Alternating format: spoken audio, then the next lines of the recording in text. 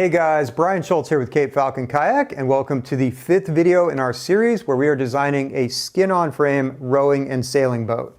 Now, if this is your first time in this series, I would recommend going back and watching the first video where we talk all about the purpose of this project and what we're trying to accomplish, and also I give you a really deep background into my own experience building larger boats out of skin-on frame construction. Now, also, if this is your first time on the channel, once again, my name is Brian. I've been building skin-on frame boats for over 20 years. I offer online video courses and plan sets for how to build skin-on frame kayaks and canoes. So I think I want to start this video just by doing a quick review of where we're at so far, because we're getting ready to switch gears here and I kind of want to reset the project. So we started out by working on a skin-on frame version of a popular rowing and sailing dinghy called the Joel White Shearwater. And I chose that boat for a couple reasons. The first reason is just because it's a boat that I personally like and I'm interested in. It's also a boat that I started out building larger boats out of skin-on frame with many years ago, and I learned a lot of stuff from that build. And then finally, I had a commission from a customer who was paying me to build it. And I figured it would be a really good teaching tool to show people why you don't want to just grab a regular boat plan and then try to turn it into a skin-on frame boat, because usually it's going to be a lot more difficult, a lot more time consuming, a lot more expensive, and it's going to end up being a lot heavier than you think it's going to be. So you're going to need to buy a trailer, which means that you're probably not going to use it all that much. So I figured, what better way than to show you guys what that's like in real life. However, we had a little bit of a setback last week. Basically, my customer disappeared on me. I don't know what's going on with him, and so I'm not going to move forward with that boat because I don't have the space here to store a large open boat on a trailer. So for right now, we're setting the Shearwater project aside, and I'm going on to the second phase of this design project, which is to build something that should be a lot faster, a lot easier, a lot lighter, and hopefully will serve the same purposes as that larger rowing and sailing boat in a car toppable package, which means that it's going to be a lot easier to get to the water. And specifically what we're talking about here is the St. Lawrence River Skiff. Now, if you've never heard of that before, basically a St. Lawrence River Skiff is kind of a cross between an Adirondack guide boat and a canoe. It's a little bit wider and a little bit deeper than a canoe, and oftentimes a little bit longer, but not necessarily in the case of the one that we're going to be building here. And the reason I chose that particular boat is because it is probably the smallest and lightest skin-on frame boat that can carry 2 people and camping gear and still be light enough to put on top of a car. And so in researching the St. Lawrence River Skiff, I went ahead and bought literally all of the different plans that are available. I looked at all those different plans in details, and finally I settled on one particular model that I think is going to work really well for our purposes. So why don't we come in a little bit closer here? I'll show you this plan set behind me on the wall. I'll talk about this boat and how we're going to be adapting it specifically for skin-on frame. All right, so taking a look at this plan set that I bought from Mystic Seaport, this particular St. Lawrence River Skiff is a little bit on the small side. It's only 14 feet 10 inches long, it's 38 inches wide, and it is 14 inches deep in the center and about 24 inches deep at the ends. So fairly typical St. Lawrence River Skiff dimensions, just a little bit shrunk down. And the reason that I chose this particular river skiff is because it has really easy lines. You can see that the curve of the bottom here is fairly smooth. It doesn't have a lot of dead rise. And the reason that matters is the closer the lines of a boat are to having natural curves, the easier it's going to be to build out of skin-on frame. Because one of the issues that we run into with skin-on frame building is you don't have fiberglass or planking to constrain the shape, which means that even if you build it over a mold, once you remove the mold, a lot of these framing members are going to want to spring back to fair curves, which is one of the reasons that I don't build these types of boats over molds. And also, I was looking for something that would scale to the size that I wanted, because I can tell you right now from personal experience that this boat at this size is going to be a little bit too small for 2 people in camping gear. However, if I take all of these dimensions and increase them by 5%, we end up with a boat that is 15 foot 6 inches long, 40 inches wide, and 14.5 inches deep. And I know from experience, those are exactly the dimensions I want for the displacement that I'm looking for. Now, another reason I decided to scale this up to 15 foot 6 as opposed to say 16 feet or 17 feet is, one, I'm trying to keep the bulk of this down as much as possible because this is going to live on top of my Jeep, which is a pretty short vehicle. Also, as long as the boat isn't longer than 15 foot 6, I can build this out of 16 foot lumber, and it is so much easier to find 16 foot lumber than it is to find 17 or 18 foot lumber or to scarf it up to that length. And then coming back up to the cross section, another reason I chose this particular boat with the fuller bottom shape is because I'm going to be adding a pedal drive system, and that only works if the boat doesn't sit too deep in the water. And just to explain that a little bit better, let's take a look at those components. So this is an adapter box, and this is a Hobie Mirage drive, and the way these work is you can build either a removable or a non-removable box that you can mount in the bottom of any small boat that doesn't draw more than about 4 inches of water. And then you can slide this pedal drive down in there, and it basically means that you can use the boat with your legs. And that's great if you're really into fishing.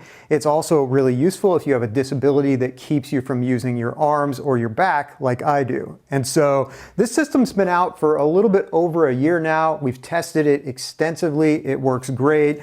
I have a 40-page plan set that you can purchase on our website, along with a video course that shows you exactly how to build this and how to adapt it to one of our skin-on frame canoes, but you can use that same knowledge really to adapt it to any small boat that works within those parameters. And the big limitation to this is the boat can't sit too deep in the water because this is only about 7 inches deep here, and we want to make sure we maintain at least a 3-inch flood level inside of the box here. And so that is the reason that I chose the fuller bottomed St. Lawrence River skiff. Even though it's not necessarily going to be the fastest or the most efficient one, it's going to work really well with this system. All right, so that's the boat we're going to be building here. I'm going to be putting the pedal drive in mine, so this particular boat is going to be a little bit more complicated than it would be otherwise, and it's also going to be a little bit heavier. I'm hoping this whole thing comes in below 70 pounds because that's my personal threshold for car top ability. And if we're lucky and this boat actually turns out well, after I test this extensively, I will probably end up making a video course and a plan set for how to do this type of construction. Because as you're about to see here, the way that I build this boat is completely different than the way that I build my skin-on frame kayaks and canoes. And the disadvantage is that it does take a little bit longer and the boat ends up a little bit more heavily framed. But the advantage is that it lets you build much larger boats with much more complex shaping. And so I've been working on this boat for about a week now. I've gotten to the point where it's temporarily set up with clamps and screws. So why don't we just take a little while here, and I'm going to walk you through everything that we've done so far and catch you guys up on the project. So unlike the shearwater plans that we were working from before that had those lovely full-size templates, when you get a historic plan like this, normally you're just going to get one line drawing and a table of offsets. And a table of offsets is just a way to express all the necessary measurements so you can reproduce the three-dimensional shape of this boat. So for example, up here we've got the stations along the length of the boat, and then along here we've got the heights to the plank lines, and then down here we've got the widths out from the center line to the plank lines. And with both of those pieces of information, you can basically plot out a two-dimensional shape of each one of these stations. And if you're building a regular wooden boat, there's another step past that called lofting, where you can check to make sure that those lines are fair so your planks are actually going to lay down correctly over the shape. But we can skip that step usually with skin-on frame building because that actually happens during the building process. So for this particular boat, I decided to draw up station 3, 5, and 7, which are going to be used to make laminated frames that'll become a permanent part of the boat. And I drew up stations 8.5 and 1.5 just so I could check the shaping in that area while I was building. I also drew up for the stems here as well. And normally you could just do all this directly off the table of offsets, but because we're going to be making this whole thing 5% bigger, we actually have to do a little bit of conversion first. So just real quick here, this is my conversion chart. These are the stations, and then these are the stations times 1.05. First thing I do is I convert the offsets, which are expressed in feet, inches, and sixteenths, into a fractional measurement, which then I convert into a decimal, which then I multiply by 1.05, which then I convert back into a fractional measurement. And I do that with all the relevant points on the heights, and then down below I've got the widths as well. And then after that, I've also got a separate one here for the bow and the stern stem using the same system. And then I ran out of room on this first paper, so I've got another one for the 1.5 and also the 9.5 station point. So anyways, that's my starting point to get all my measurements.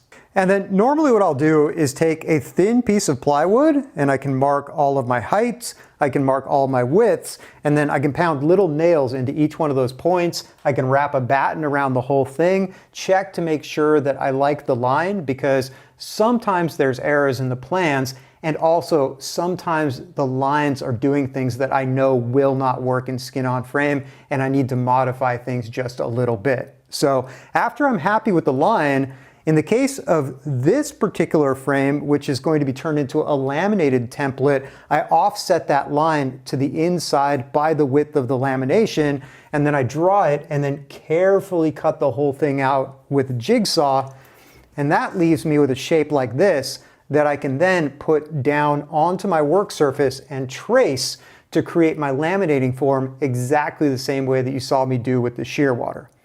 So I've got station 5 and station 3 here for my laminated frames. And when I was laying out station 7, I realized that it was basically identical to station number 3. So I think this boat was originally built as a true double ender. So I figured I'd just make life easy for myself and not draw up that frame. Also, I've got this one down here, which is just the station to check the shaping towards the ends of the boats. I've also got my stem templates here, which are really convenient because this will fit right on top of a 9-inch wide piece of wood, which means that I don't have to laminate up the stems.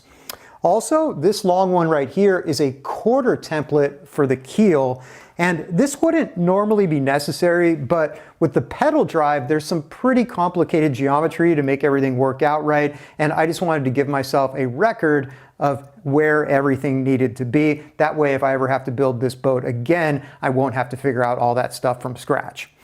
All right, now taking a look at the frame, like I mentioned before, this is a completely different type of construction than I do with my canoes. With the canoes, we start with this pair of mortised and laminated gunnels, and then we turn them over, we set up the keel and the stems, and then I use a mathematical formula to determine the length of the ribs, which gets free bent into the system. And the reason I do it that way is because it is very light, it's easy, and it's a fairly fast way to build a skin-on-frame canoe. However, like I also said, it does have limitations as far as the size it can be applied to and also the shaping you can achieve. So, if I was building a boat this size or bigger, I would build it starting from the bottom up. And in this case, rather than having a narrow keel or a keel on edge, which as you saw with the Shearwater project is quite a bit of work, I started with a wide plank keel, and in the middle here, I've mounted this pedal drive adapter box. So first reason that I went with a wide keel is because I needed somewhere to put the adapter box, and then the other reason is it just gives me a nice stable platform to build up the rest of the frame. And if you're wondering why it looks a little bit weird with all these ribs on it, that's because when you have a wide keel like this that's made out of a softwood, if you don't have cross pieces to support it, over time the tension of the skin will actually start to crack that board in half down the middle. And the reason that's not an issue with an Adirondack guide boat is because all of the ribs are laminated and the foot of the rib actually takes the place of these bracing pieces right here. So Once I got all of my templates lofted out and I made these laminated frames and I was waiting for them to dry, I went ahead and laid out this keel piece right here. I glued on these ribs, and then I took a day to make this drive box, and I did the somewhat complicated layout project for that. And then I hooked both of them together. And then while I was waiting for that to dry, I laminated up a set of gunnels exactly the same way that I do with my canoes. The only difference is that this lamination for these gunnels right here is a much deeper curve than you see on my canoes. Now, just zooming in on this gunnel lamination really quick, I want to point out that this is exactly the same width and the same height as my normal canoe building system. The only difference is instead of having the mortises tucked up underneath, these are actually open and exposed to the inside. And the reason I do it that way is if I'm bending ribs in and I don't know how long they need to be, this lets me fasten them to the keel and all the stringers, wait for them to dry for a couple days so they shrink, and then I can come back and cut off those ribs at exactly the height of this mortise, and then they're just going to drop into place like this, and I can either screw them in or I can hide it with a thin strip of wood. So this is just one of several ways that you can bend ribs in if you don't know how long they need to be. And the reason I prefer to stick with a solid gunnel like this instead of an in-whale, out-whale configuration is I find that the in-whale, out-whale configuration ends up using more wood overall, so the boat is heavier. And also, especially when you get to the ends of the boat where both of those whales need to connect to the stem, you don't have nearly as solid of a connection with an in-whale, out-whale as you do with a solid gunnel. And so at that point, we're about 6 days in. I've got all these different pieces prepped, and then on the 7th day, I put all this together temporarily with clamps and screws so I could see the shaping, which lets me plan out all of my seating to make sure that I don't have any interference issues. And also it lets me figure out the bevel angles for how the ends of the gunnels and the ends of the stringers are going to mate to the stems. And then another thing I need to do, just like in any wooden boat, is for these frames towards the ends, I've got to find the bevel angle that's going to allow these stringers to sit flush on the outside here, because right now they've just got a little point of contact at the corner. All right, so that's where we're at right now with the St. Lawrence River skiff. Next steps here, I'm going to take this whole thing apart again so I can bevel the ends of the gunnels, the ends of the stringers, the outside of the station frames, and I'm going to notch the gunnel into the top of the station frames, and then I'm going to put the whole thing back together permanently with glue and screws, and then I can start bending in those ribs. So I'm pretty happy with the progress so far. This is a lot easier than the last boat we were working on. At the end of a week of work on the shearwater, all I had was a keel assembly. At the end of a week on this boat, I've got something that looks a lot like a boat. So if you have any questions about the build so far, make sure you leave those below in the comment section. Also, click the notification bell. That way you find out when we release the next video in the series. And then, as usual, if you like this video, make sure you hit that like and subscribe button. And if you're interested in this skin-on-frame boat or any of our other skin-on-frame boats, make sure you check out our website, capefalconkayaks.com, where I have skin-on-frame building video courses, plan sets, and various free skin-on-frame resources. You can also find us on Instagram at CapeFalconBuilds, where we post photos and videos of whatever we're working on in the shop or whatever we're testing out on the water. And you can find that same content on the Cape Falcon Kayak Facebook page as well. So that's it for now. Take care. Be safe on the water. I will see you next time.